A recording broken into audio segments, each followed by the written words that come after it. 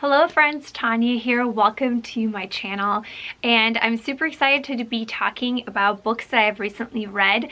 Now, because I feel like I'm just really busy, if you don't know, I'm a teacher, a mom, and I don't have always the time to read like 20 books a month. I wish. So I just want to share with you from the last few months, especially. Basically, I think I'm doing February, January, and a little bit into December, if I'm correct, to share with you some of my recent reads and give you my thoughts on them. So if you're interested, let's get into this video and keep watching, and I'll share my thoughts. And as always, I'd love to hear what you are reading or have been recently. Comment down below. Maybe what is your favorite read from last month, or even maybe your worst, because I'd love to hear your thoughts about it. So yeah. A lot of these actually were also on Kindle Unlimited, which has been really fun to read a lot on there as well. And so the first book, I'll kind of go back from most read to like most recent read. All right, so the first, the most recent read that I have had was Anastasia by Sophie Lark, and I was really interested. This is a Kindle Unlimited. It's a big one. It's about almost 600 pages, I want to say, and I again was just intrigued because it's about Anastasia, and anything with Anastasia I feel like I'm interested in, also just in general things with Russian, Ukrainian culture. I'm from Ukraine, I'm a Russian speaker, and so just all those things are very interesting to me, and I kind of want to see people's takes on it. And it was very interesting. I ended up rating this book 4 out of 5 stars. There's things about it. Overall, I really enjoyed it. Even though it's a big book, it did not seem like it at all, and it was a fantasy romance retelling of Anastasia. And before it, the author kind of talked about that she was wanting to give like a better ending to Anastasia and just a different retelling of it. So obviously, like, it's not exactly historically accurate. Like, it's a fantasy retelling. There's different things like vampires and creatures and magic, but I like it because it's not like super high fantasy, I feel like, which I'm not a super high fantasy person, so I still really enjoyed it. I also really enjoyed the relationship. There's Anastasia and Damien in the story, and he is a Kazakh, which that's how you say it. How you say in English? I'm sorry, but in Russian it's Kazakh, and he basically is like from the Ukrainian people. Essentially, is what it is now. Is now times Kazakhs are the Ukrainians, and then there's the Russians, and so it's just really interesting to see that dynamic. And it spans decades of time, and it's just really good. I really liked it. I felt like there's pacing parts of it were a little bit slow, especially in the beginning, but like once the middle took off and some of these things, like, I don't want to give it away, I really enjoyed it. And what I really loved, it's my new favorite thing, and I wish that more books did this, is that I love that there were really awesome illustrations, but also that there were like song lists. And I know that other authors have done this, but I just loved it, like reading the book with the song going that, you know, the author had picked. It was so good. It was just like a whole nother level of reading. I loved it, and now I'm like, oh, I want to read every book with, like, you know, a specific song list. Like, it's just so good. It was a whole other experience, and I really enjoyed it. I do recommend it. Parts of it a little bit, it's kind of a little bit dark and difficult to read, or there's some kind of gore even, I would say, so it's a little bit different, but I did really enjoy it. I thought it was pretty good. And the next book I read, and I know probably almost everybody did in February, was Things We Hide from the Light. And this is the second book in the series. If you know, the first one was last year. It came out and it was, again, very popular. That was one of my favorites. I think I gave it 5 out of 5 stars. So I was so excited for this one. I really did enjoy it. I ended up giving it 4 out of 5 again. I feel like it was not as good for me as the first book. I don't know what it is. I think part of it is I was just so excited. I wanted the next one to be about Lucian and Sloane, or Lucian. I never know how to say that. But that's going to be the third book, which I can't wait for. But this book follows Nash, who is the brother of Knox from the first book, and so it follows that story. And I definitely would say read the first book if you are going to read the second one, because a lot of it depends on things, or like kind of goes into things that happened in the first book and builds on that. I don't know what it was. It wasn't horrible. Again, I gave it 4 out of 5 stars. I really did enjoy it. It was also a big book. It's like 500 something pages, I believe. And I flew through it, but I just felt like, I don't know, something about the characters, I wasn't as connected to them. And I wouldn't say it's insta-lovey, but it felt a little bit like that to me, something about it. So, I don't know, that's just, yeah, I don't even know how to, it's just like a feeling, you know, like it just didn't feel as good as the first one to me. It was good, I would still recommend it, but yeah, that's kind of, I would for sure read it, you know, but I'm just really excited for the third one. I can't wait. The next book that I read is an Agatha Christie book. My goal in life is to try to go through all of Agatha Christie's books, and she has a lot, so there's always something to read. But this one is this is one of the Poirot mysteries. I'm not technically reading them in order. I'm hoping to start, but this is one of the ones in the Poirot series, and this is Mrs. McGintys' Death or Dead? What is it? Mrs. McGintys' Dead. And I actually got this because it was an old withdrawn copy from the library, and I was like, sweet. So I really liked it because I read it simultaneously from an audiobook from Libby, and so I think that helped too. So it kind of, I just went through it pretty quick. It's not a very big one. It's like 250 pages. I ended up rating it, I gave it 4 out of 5 stars. Again, I was really interested in it. I always love rating mysteries. Like, did they, you know, did the author like really get me, or like was I able to basically solve the whole thing? And I did not anticipate the ending, so it was really good. I felt like I was really tricked into the mystery, and I enjoyed that about this book. And yeah, just a good story. One of my favorites so far that I've read from Agatha Christie. So I'm hoping to start. Right now I'm reading the first one in the Poirot series, but yeah, try to read through some more of those as well. And while you're watching, if you're still here, thank you so much. And if you liked any part of this video or enjoyed it or it entertained you or anything like that, I'd hope that maybe you consider subscribing to my channel. And yeah, that would really help support my YouTube channel and really help support the algorithm in promoting my videos. So I'd really appreciate that as a creator. Next one I read, this one was on Kindle Unlimited, is If He Had Been With Me. And this one was also, I heard about it a lot. People especially had it on their videos for like sad books. And so I knew it was, you know, supposed to be sad, I guess. And so I got it like kind of going with that in mind. And I ended up giving it 3 out of 5 stars. I don't know, I felt kind of conflicted about the story because it's high school, so it follows friends that are in high school. Life of me, I cannot remember the girl's character's name. Why can't I remember it? But Finn is the other character, and I really did enjoy Finn. Maybe that's why I remembered his name more. I felt like I kind of liked his character. The girl character I found a little bit almost annoying to me. I felt like basically it follows them from when they are neighbors and they are best friends. Their moms grew up, like they grew up next to each other, and so they were born around the same time. They grew up together and they were just best friends until things happened in, I think, like end of middle school to high school, and they kind of grew apart. But as they're in high school, you know, there's still like that bond there between them, but things are happening, and just kind of follows like high school, coming of age, but their relationship still and where they are with that. And so it just looks at that dynamic. And I found, again, it was interesting. I got into the story, but I did feel like the ending was almost kind of rushed to me. Like, and again, it was sad, but I felt like it was just very like, blah, blah, blah, and I was like, wait, what? Like, I almost kind of wanted to like, for the author to kind of almost like marinate or to like sit in that, like in the ending. And I just felt like it was very like rushed to me. And I was like this big thing happens, this big thing that we know, like, you know, from the beginning, you're like, oh my gosh. And then I was like, okay, bye. And I was like, what?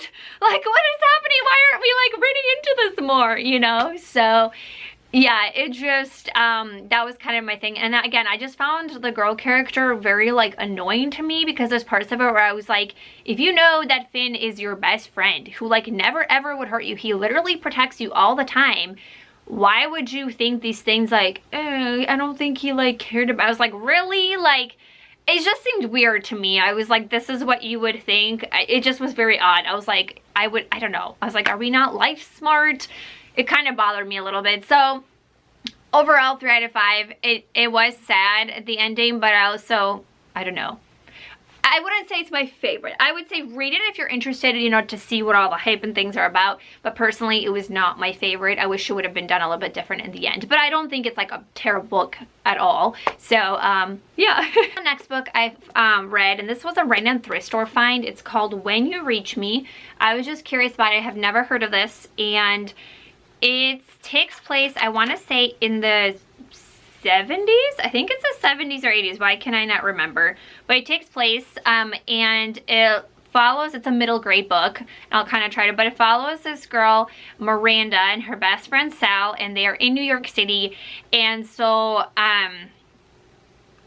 things are just kind of happening. So Sal, her friend, he ends up getting punched by this kid or this guy in the street, and then he just kind of shuts down, and then their relationship, like, they just kind of, it's very similar almost to the last book, where it's like looking at the relationship between these two friends and like what's happening, where they were. And but then also she ends up getting these notes mysteriously, and it basically says, here, I'll read it to you. It says, I'm coming to save your friend's life and my own. I ask 2 favors. First, you must write me a letter. And I think the second one says, like, do not tell anyone. And so then it's like, wait, what? And so, yeah, I don't want to give it away. It's very interesting. It's a really quick read. It's only like, I don't even, yeah, like not even 200 pages. It's very interesting. I really did enjoy it. I gave it 4 out of 5 stars. I'm not going to say much about it, but check it out. If you have read it, let me know. And yeah, just try it. Something different, something new, and I really did like it. The other middle grade book that I read was Song for a Whale, and I gave this book 5 out of 5 stars. I really enjoyed it. I highlighted it a lot, annotated in here. I had heard about this book a few years back. It was on my TBR. I had found a discarded copy at the library, and I was like, this is my sign. I have to read this. It was wonderful.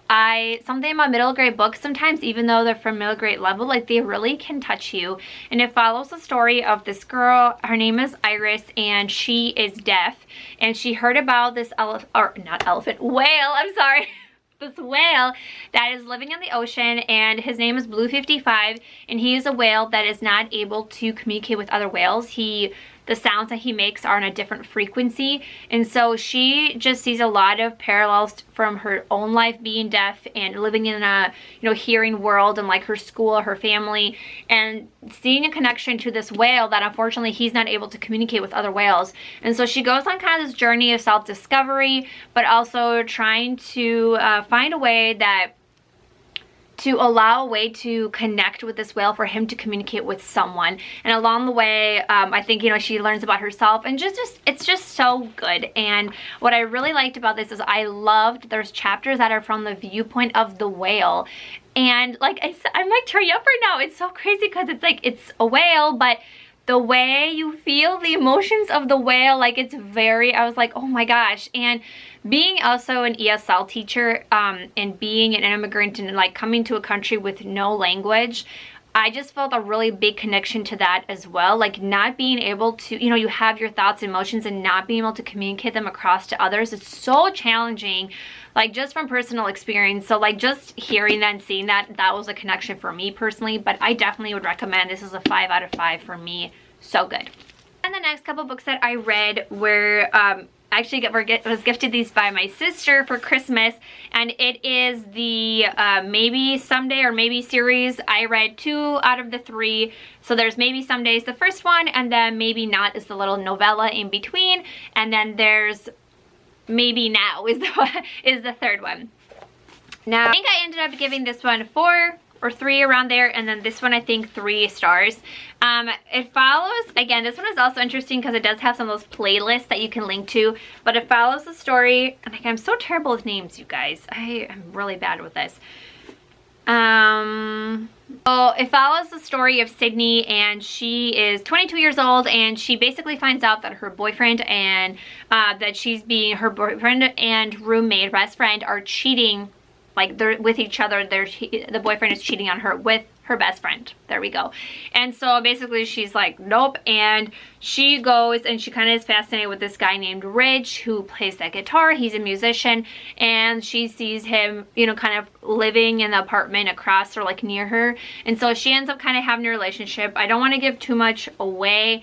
Parts of this book were frustrating for me just because of different cheating aspects and like emotional cheating and those kinds of things that were bothersome to me. It was an interesting story. Again, Colleen Hoover always really gets me with her writing, so this was pretty good. I liked it. And then this maybe not. It was okay. It's a novella. Basically, it was honestly just like a lot of spiciness because it follows the story of Warren, who is the roommate of Ridge from this book. And I do like Warren, but basically it's just kind of like follows him and the roommate Bridget that moves in, and it's just honestly like a lot of spice is what it is. And that's not my favorite trope. Like, I'm like, I get it, but I kind of want more to the story. So it's okay, but it's not really my favorite. So yeah, I don't feel like you really need to read it. It is interesting to get more info into the characters that are in this book and in the third book, so it's nice to see more of their backstory, but yeah. Right, the next book that I read was Francine Rivers' book called The Lady's Mine. This is a historical romance, and I think I ended up giving it 4 out of 5 stars. I thought it was really good. It takes place in 1875 during the gold rush, I believe. And they are, yeah, it's in Sierra Nevadas. And so Catherine, she comes to this town. Oh my gosh, now I'm like, isn't it interesting how much you forget? Oh yeah, so basically she comes to this town and she left her life in Boston, and she found out that she had, you know, like an uncle and someone who possibly left her like something there, not really like a big inheritance, but I guess an inheritance, but she's trying to figure out all that situation. So she comes to this town, and it just kind of follows her story there as she's kind of like one of the few women in this mining town, and just kind of the politics of that as well, and like all that going on. And then it also has, I think it's Matthew, I'm not sure, I think it's Matthias, but he's the owner of the saloon in the hotel, and so of course like he's kind of intrigued / also really frustrated by her and just like their relationship. And yeah, I thought it was really good. I did really enjoy it. There was obviously romance, it's during historical time, but then it also looks at the different dynamics of living in kind of like that mining town, as well as there was like some mystery about the death of her uncle, so there's a little bit of mystery element to it as well. And yeah, I thought it was pretty good, so 4 out of 5 for this one. The next few books were Kindle Unlimited reads, or I just read on my Kindle from the library. So the next one is The Switch by Beth O'Leary, and I actually listened to this on Libby, and I really enjoyed it as an audiobook as well. It's by the same author that did The Flat Share, and I actually like this one more than The Flat Share. I gave it 4 out of 5 stars. I thought it was really good. It follows the story of this granddaughter and her grandma, and so yeah, so Eileen is sick of being 79 and Lena is tired of life in her 20s. And so they are both kind of recovering from a trauma that has happened in their family in the past few years. And so they just decide, thus the name, The Switch, and they decide to switch. So Eileen, who's 79, is going to London to kind of live in Lena's flat and with, you know, her roommates and just kind of her life, and being like, how is she being an older woman in her 70s fitting in with this younger crowd that is in London. And then meanwhile, Lena goes to her grandma's home and their small country town, kind of where she's originally from, to be there. There is some romance as well, like rekindling, but there's also a really good way of talking about trauma, because like I said, I don't want to give too much away, but they're both recovering from something that's happened in their family. So kind of looking at how they deal with that and their relationships with each other, but also individually, like to the different characters and the different people. I really liked, it almost had this element of like found family a little bit, like for Eileen when she goes and, you know, kind of hangs out with the young crowd. It's just really cool to see her dynamic.